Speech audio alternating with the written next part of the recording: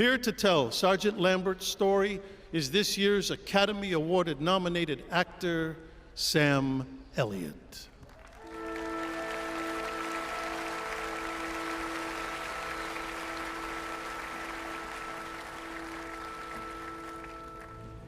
We were headed to Omaha Beach, and I was glad.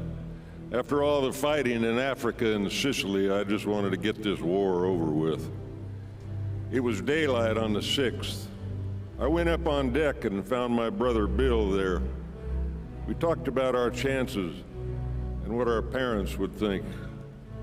About 6 a.m., the signal came to go to stations. My brother and I promised whoever survived would take care of the other's family. And we shook hands and went our separate ways. I climbed down the nets and got into the Higgins boat with my unit. On the way in, we could hear the battleships firing and see the big shells landing ahead of us. Guys were getting sick and vomiting from the choppy water and the diesel fumes.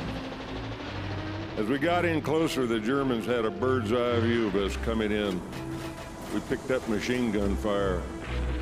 The bullets clanged against the metal ramp of the boat like hail. Then the big 88s on the hill opened up. Every time a shell whistled overhead, all you could hear was the sound of a banshee screaming. Boats around us were burning. I saw men on fire. Even their shoes were on fire. Dead and wounded were floating in the water. We had orders not to stop and pick anyone up. I told my men, when the ramp drops, hit the water hard and keep as low as you can to dodge the bullets. We sank up over our heads.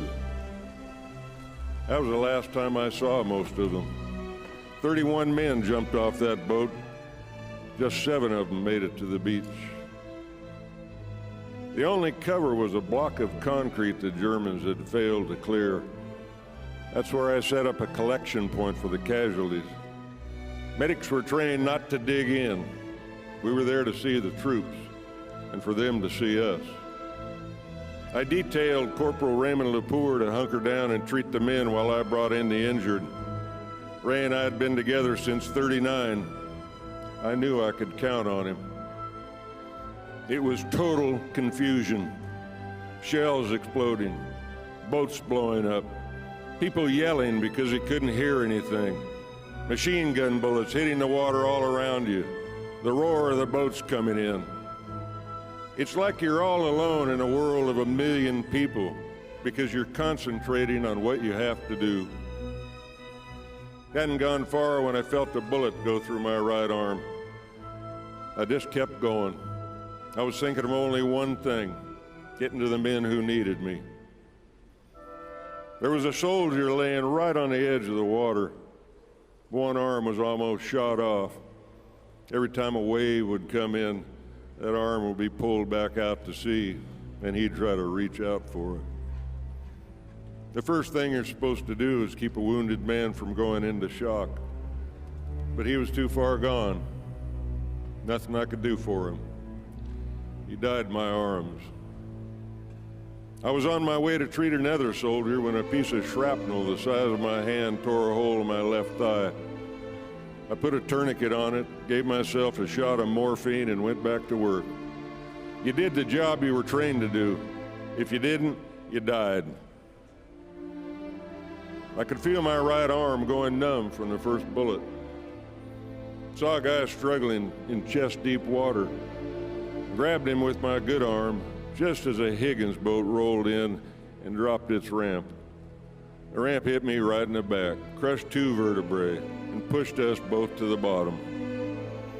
That's when I started talking to the one guy I knew could help me.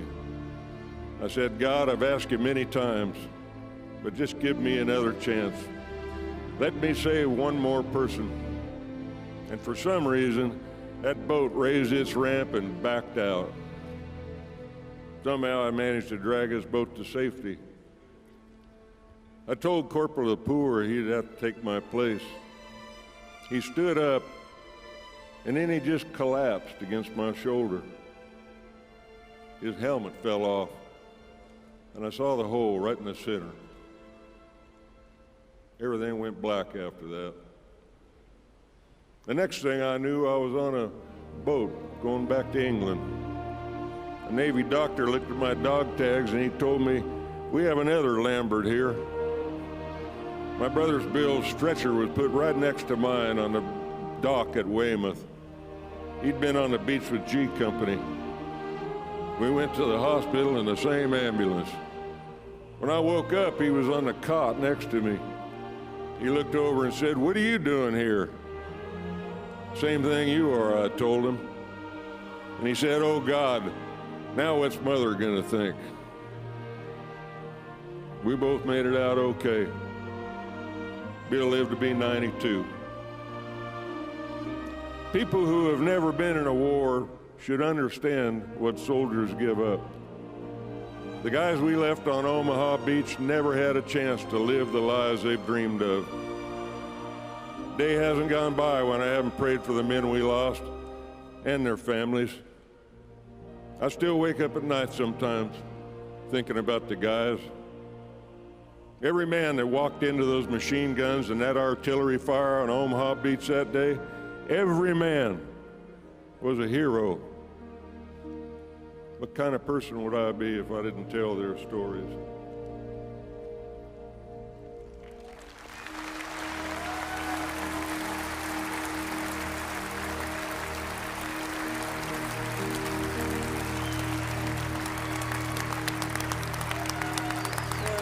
Such an honor, sir, to tell your story. God bless you.